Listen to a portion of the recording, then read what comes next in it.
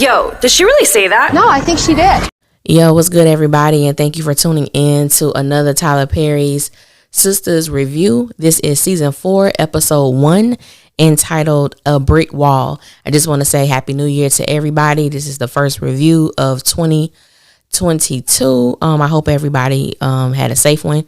And yeah, so y'all know how we do. If this is your first time coming to my channel, welcome. If you are a returning family member, then you know what it will always be. And y'all know how I do. Let's just get into this thing. This is, of course, season 4, episode 1. So the opening episode, how I felt, I just felt it was dry. I'm not going to say it was bad. It was just a dry episode for me. So the show opens up with Andi and Robin. So we realize that Andi was having a damn dream. Well, I don't even know. Could that be considered a dream or a nightmare?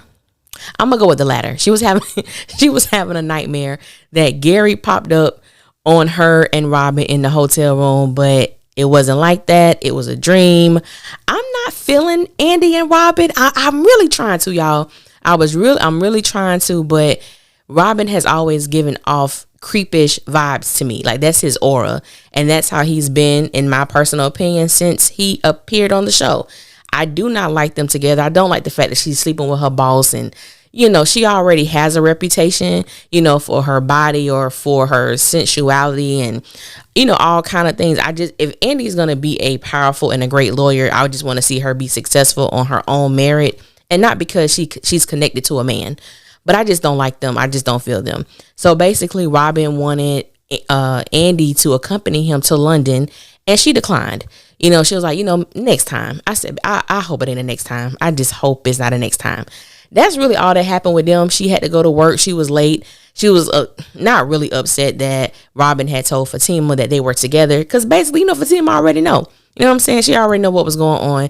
But that's what happened. All the speculation about Gary being bi or whatever. Tyler said, it's like, he played us. He played us. There were some people who figured it was a dream, and those individuals were absolutely correct. So moving on to Danni and Preston. Now. Before I get into this, let me just say I was thoroughly shocked with how many people didn't really feel Danni on this scene, right? And I was like, oh, for real? Now, y'all know me and Danni got a love-hate relationship, but that's my dog. And I was with her all the way with this scene. Honestly, this was my favorite Danni scene of the entire series. I applauded her Manon's performance in this particular scene. So basically, I was going to call her Manon. So basically, Danni and El Fuego, he's coming out. So El Fuego decides that he wants to play like he's, gay. And I'm like, dude, see, that was a turnoff for me, because if you got caught, you just got caught. Danni already told him that she has a friend, not a man, but she has a little friend. I was like, El Fuego, and he did it a little too good for me. So I'm like, no. You still look good, bruh, but no, you just got caught. So, Preston comes in and, he continues El Fuego with his, portrayal of a gay black man. And, I applauded Danni for not taking that out. She stood in whatever she stood in. Hey, I got caught. It ain't really getting caught because you shouldn't be here, Preston. But anyway, El Fuego leaves. And so many times, a lot of us, myself included, have stated that Danni just needs to tell Preston how she feels. Danni just needs to be honest. Danni just needs to stand in her truth. And I was shocked, because this was the one time that Danni really did that. And a lot of people didn't like what she said. And I was like, I just found that so incredibly interesting, because I believe, and I think this is the downside of watching Sistas, which, let me not say that, but this is one of the downsides, because we have to intellectually remind ourselves that, yes, this show has been on since 2019. We are in season 4. However, each season is only between 8 to 10 days. And I'm pushing it with the 10 days because it normally doesn't even go that long. But I'm just going to give them the max and say 10. So when you look at it, the things that Danni was talking to Preston about, she basically has, I believe they met season 1, episode 12. Don't quote me on that, but I think that's the episode that their paths crossed. And so when you look at it from that perspective, if each season is only between 8 to 10 days, Danny, they don't even really know each other. And like she said, you've already broken into my house twice. You've done all of these things, then you apologize, but then you do the same thing in a different way. So it's like you're really not respecting my boundaries. You're not respecting my feelings. And I know that a lot of people felt that her emotions about certain things didn't matter, or they were not valid because she didn't say anything to Preston at that time. Now, let me say, I am one of those people who I do not like to carry stuff. So if something bothers me, the longest I will let it stay on me is like a day, because I'm not built to hold stuff in. It affects me way entirely too much. So I have to tell that person that I've done something. I have to tell that person, this is how I feel. I can't hold stuff in. So when we think about it, people was like, Danny was holding that in all that time. It ain't been all that time. It hasn't been. It's been days, a couple of weeks, short weeks. You know what I'm saying? So it's not like it's been this elongated amount of time lapse in the things that Preston has done, and now Danny expressing herself. I think that this was one of the true moments that we saw a vulnerable Danny, that we saw an honest Danny, and we saw a transparent Danny. And just like Preston, he basically discarded how she felt. And he summed it up to say, basically, you just want to have sex with these other men. And it was so funny because I was watching the show with my mom, and before Danny said this, I said, you mean to tell me Danny said all of that and that's what Preston got? And so when she said that, I was like, see, we on the same page, Danny. We on the same page. I got you, sis. Because I just felt like what the things that she was saying was valid.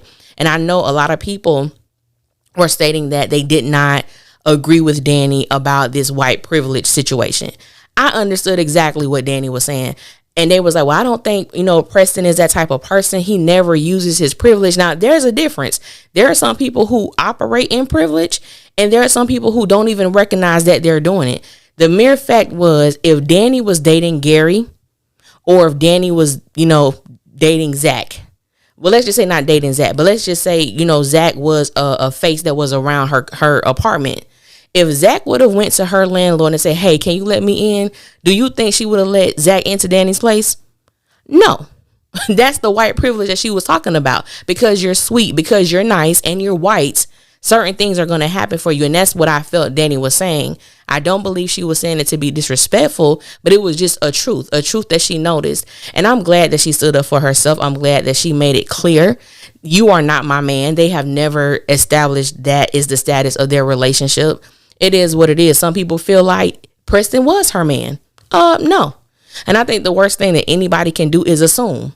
You better ask. Y'all better have those type of conversations. And Danny and Preston never had those conversations. So this is what we have. So his response, I expected it because that's what Preston does. He runs. Now, don't get me wrong. I like Preston. And I would really like to see Danny and Preston have a healthy, mature relationship.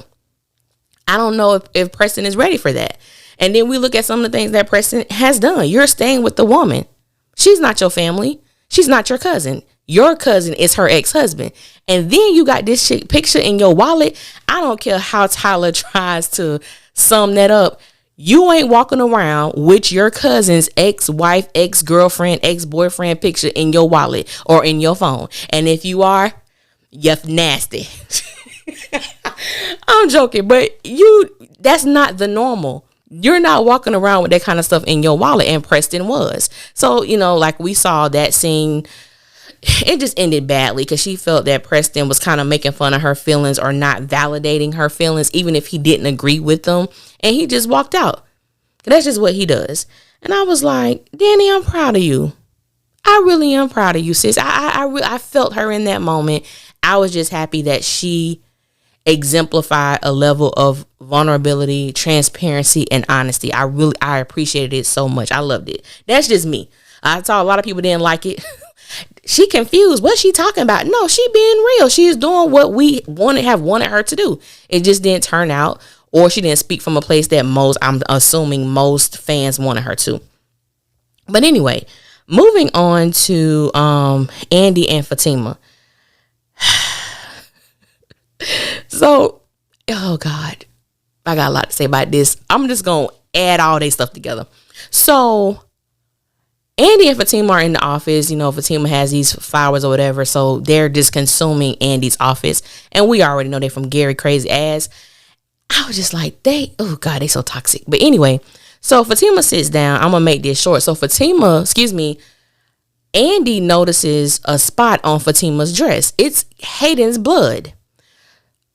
Fatima tells Andi that it's from, I think she said it's from a drink that she had earlier that spilled on her dress and she folded up the sleeve. I'm like, you got the evidence on your dress, sis? That ain't smart, Fatima. Fatima, that's not smart. You supposed to be a boss. That ain't smart. How you walking around with his blood that's red and visible on your sleeve and you didn't see it? Okay. So they're discussing this situation, you know, with they're discussing this situation. I'm sorry. They're discussing this situation, and I'm like, Andi, I try so hard. No, I don't. No, I don't. I don't try hard to like Andi. Andi makes it very easy for me as a fan not to like her, because my thing is, after the situation between Fatima and Karen, Andi should not be talking to Fatima about Karen, nor should she be talking to Karen about Fatima. And I do understand this friendship, sisterhood that Tyler is trying to create between Fatima and Andi, but it amazes me how these relationships have to be created and developed by using Karen or having her in the midst of it. Y'all just be friends. You don't have to mention Karen. The same thing with Zach. In the Fatima situation, why does Karen have to be a catalyst for that? I'm like, you know, that really bothers me. Like, it bugs me just as a fan. Like, if Andi and Fatima gonna be friends, they were doing that before without the mentioning of Karen. So let that work. So Fatima brings up Karen, and basically she was about to ask Andi if Karen has told her that she was pregnant. I'm like, Fatima, mind the business that pay you. Because they ain't got, in a roundabout way, I guess it got something to do with you since you're Zach's woman. But at the end of the day, it ain't for you to go to Andi and ask her anything concerning Karen. And so that's the part of their situation I don't like. And so until I see otherwise, I do not believe that Andi is a friend. I've been saying that for a long time. She's not a friend to Karen. And this episode to me just further exemplified that. And so in my mind, I'm like, when is Karen and Andi gonna have a conversation about this friendship? Because it is very toxic and it is not on a level ground, and it's just a mere fact. I'm like, how the hell you sitting up here having a conversation with Fatima about Karen? The moment that Fatima brought up Karen, the moment that Andi could sense that's where the conversation was going, she should have stopped Fatima right then and there. Sis, you know, me and you cool, but when it come to Karen, you and I won't be discussing her, and vice versa. I just hate the fact that it just hasn't been established that not whose side Andi is on or who she's riding with, but just show that you will not be in the middle of either one of their situations. And she just has not established that. And so because she hasn't established that, we see more interaction between her and Fatima than we do with her and Karen. So my thing is, you've already made your choice. So I still see so many people saying, well, why hasn't Karen told her friends about her pregnancy? Why hasn't Andi told her friends about her threesome? Why hasn't she told her friends that she messing with Robin? Because as far as they know, he's just a business associate. But you're having sex with him. She was telling Fatima how big he was and how great it was. And Fatima has become your best friend, basically. And we're going to keep it all the way a buck. That's what it is. She has become your best friend at this moment, because that's the only person who you are revealing your life to. In a sense, you know, Fatima is your sounding board. You know what I'm saying? So it's like, I just didn't appreciate, I didn't like that whole situation. I'm glad that Fatima did not go further into detail about this whole pregnancy thing. Because like I stated, it's none of her business. So many people were talking about it's none of Karen's business. What's going on with that? Keep that same energy for Fatima. And speaking of Fatima, I just got to say, I don't give a damn what none of y'all say. Fatima is a nutcase. So Gary had been calling. And so Fatima was like, I'm going to take care of it. And Andi was like, who's that? I got it. So Fatima goes out there and basically was asking Gary, like, what you want? Like, she don't want you, leave her alone, blah, blah, blah. So long story short, Fatima, she kind of, buck up at Gary like she gonna do something. And I'm like, you know what, Fatima? You gonna buck up at the wrong dude, sis, because you letting that thing with Hayden go to your head. She tells Gary, so Gary was like, you gonna push me down the stairs? And she says, no, but I'll fall down the stairs and tell him you did it. I said, what? In my little John voice. What, Fatima? What? I'm sorry. Fatima is Brandy from A Thin Line Between Love and Hate. And I'm going to say that probably every review she do something like this. What the hell you mean you going to fall down the stairs? Fatima kind of gives me an obsessive personality disorder, because my thing is, you riding for Andi like you really know this woman, and you don't know this woman, because in the midst of her friends, you're her subordinate, and you taking up for her, you getting in her bit. Sometimes I think Fatima oversteps.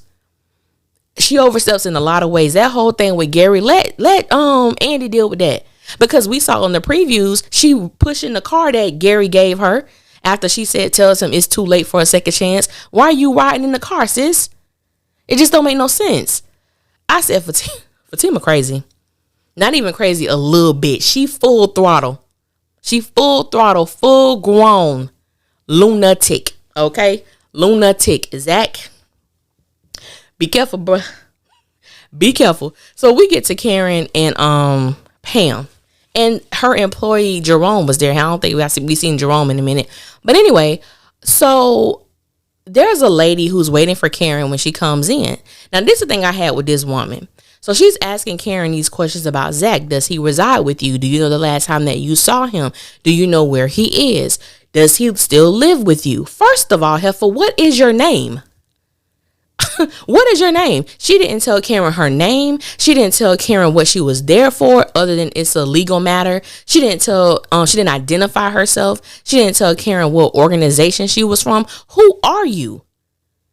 Karen was way nicer than I was, because you can't show me no badge or ID. Get the hell out my shop. Period. That conversation lasted a little too long, but Karen did what she was supposed to have done. And I don't know nothing. I ain't seen nothing. I don't know where he is. I'm like, okay, yeah, Karen, going with that. But you know what I felt? Anyway, Karen, so Pam had me rolling, because she was like, Jerome, it's some drama going on up in here, but don't ask me, because you know I ain't telling you nothing, because you know I don't talk, because you nosy with your nosy ass. I said, nosy ass Pam calling somebody else nosy? No, ma'am. No, ma'am, Pam. Ain't nobody more nosy on this show than you. Jerome ain't even Tyler could have wrote that man one line. Tyler didn't even write that man a line. He was just there for decoration. I said, Tyler, you know you wrong for that, sir. You wrong for having that man back there. He didn't even say nothing. Anyway, so Karen goes to basically, okay, before we end that. So Karen tried to call Zach to let him know. Pam took her phone and was like, girl, they could be tracking you. And she was like, Pam, you know what? You might be right. So she decides to go to Zach's house. And so she was basically saying that she knows how to do it so that she's not tracked or what have you. So she asked Pam, where does he live again? I said, well, how the hell she know? But that's neither here nor there, because we already know we're going to have holes in these stories. That's just what it is. So Karen gets to Zach's house and he's talking to a construction worker. Immediately, he has an attitude. I said, a lot of people talk about Karen's attitude, and don't get me wrong, I'm not going to sit up here and say that she has the best. But Zach is one attitude man. Zach suck his teeth more than Maurice. He always got an attitude, rolling his eyes. It don't matter. It ain't just with Karen. He just does that. That's just what he does. But I'm just like, she tries to tell him what's going on with this woman, asking about him. And she was just like, just give her my number. Like, you didn't have to come here. Just give her my number or whatever.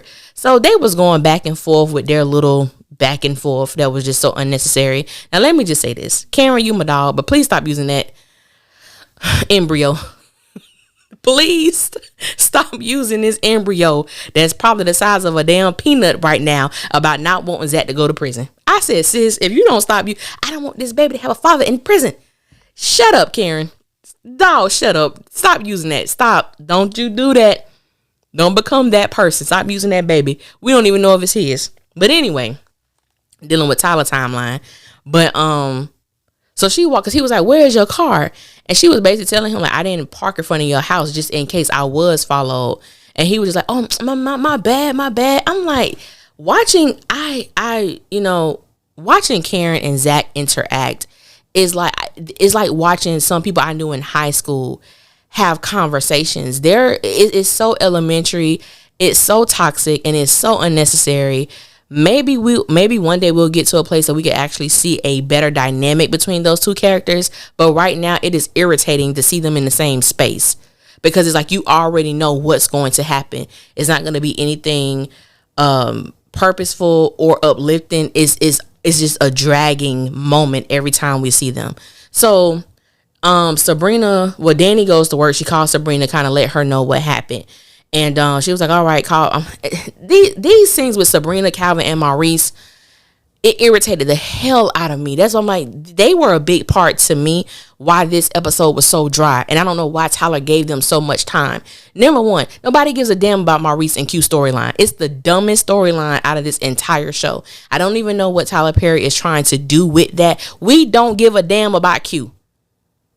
You didn't let us give a damn about Q. Q came in, he was mad. He's the one who was having sex in your house with your friend. That's the thing I can't get over. Maurice, you going behind your friend? Your friend had Q first. And anyway, so we don't care about Q. We were not given the opportunity to feel any type of compassion or a sensitivity for Q. So we don't care what he's going through. And the fact that he held Maurice and Sabrina at gunpoint to rob them, we really don't give a damn about you, bro.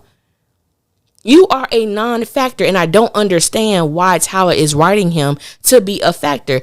Forgiveness, and you can forgive, but there is no way in hell I'm going to allow you in my circle after you've had a gun to my head.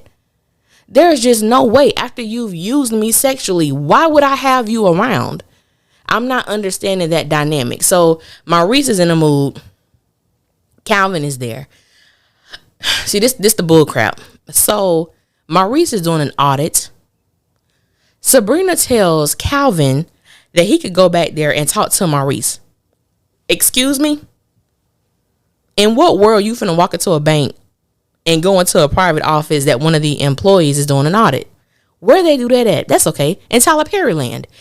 Anything is possible in Tyler Perry land. That is quite obvious. So Calvin goes back there. Maurice has an attitude. He don't want to talk to nobody. He's just in a funky mood. Q calls. So the lady come on about the county jail or whatever.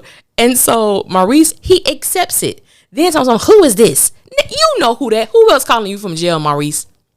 Who else is calling you from jail? I said there were so many moments that I laughed because I'm like, this is dumb. This is really, really dumb. But anyway, Q was talking about how there was a possibility that he was going to get out if he took this deal, but he ain't no snitch.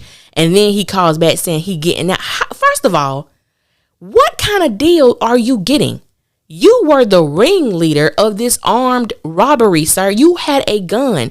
You held people at gunpoint. In what world are you getting out? What are you talking about? I said, see, I'm getting a headache right now even talking about this particular part. But that's what happened. I don't like them. I know Sabrina's supposed to be getting this new love interest on the show. I'm ready for him to come because I'm tired of her. I'm tired of Calvin. I'm tired of all of them. So they supposed to be going out to dinner. Calvin trying to hook Maurice up with one of his gay friends. I said, what? So now, anyway, he trying to hook Maurice up with one of his gay friends. Sabrina think it's going to work. I'm just so sick and tired of them. Anyway, so we move on from them. So El Fuego comes to the airport. And he's all in his feelings because he enjoyed the night last night with him and Danny. And then it was like, it ain't like that between us. Like, she doesn't want anything with him. And so he feels like Danny was playing him. Like, so you playing me. And she let him know it ain't the fact that she doesn't like him. She doesn't believe that she could ever date someone who strips, which I understand. I could rock with that. But El Fuego was just in his feelings, and he ended up leaving because he really wanted something serious with Danny. I don't believe Danny took him serious anyway. So we meet this other man. His name is Logan. So Logan was at Danny's gate or whatever. His flight ended up getting delayed because of the weather. So Danny believed that he was trafficking little girls. And so she went, I believe his name was Howard. She went to go tell Howard her coworker about what she felt was going on. Like, if you see something, say something. And Howard wasn't really trying to, like, ain't nobody doing that or whatever the case may be. But then he ended up taking her seriously. I am glad that Tyler is writing this in, because sex trafficking in Atlanta is horrible. Hell, all over the place, but really in Atlanta. So I'm glad that he's shedding light on that topic, because it needs to be shed on. The light needs to be shed on that, and it needs to be as much reach about that topic as possible. So I do appreciate the fact that he is bringing that to the forefront of Sistas, and that is hopefully going to be a serious and a major storyline in the show. So Fatima and Andy, so they're having a conversation, and this white lady comes in, and she's like, it's because they saw all this commotion, so they're trying to figure out what's going on. So this lady comes in, and she was like, we just found Hayden in the garage. He's dead. I said, Tyler, first of all, Hayden's not dead. And if you're going to pretend like somebody is dead, don't let us see them filming for the 4th season. We already done seen Hayden on crutches. We shouldn't have seen that, bro. It would have went over a little better if we knew he wasn't shooting. That's the issue with social media. Sometimes y'all put too much out there, and then when we see it, we like, girl, that ain't gonna happen, because we already saw Hayden. He was doing this, and this, and to me, that's how that went over. It wasn't no big dramatic, oh my God, he alive. We already know. Y'all put too much out there. Y'all let us see all the behind the scenes stuff. So we already know that Hayden is yet alive. He is not dead. But that was cute though, Tyler. That was cute. Yeah, I think I covered everything. I don't know. I didn't mean to say it like that, but I think I covered everything that was shown in the episode. We did not see Aaron this episode. I think he was the only character that we did not see. Excuse me, on the opener of season 4.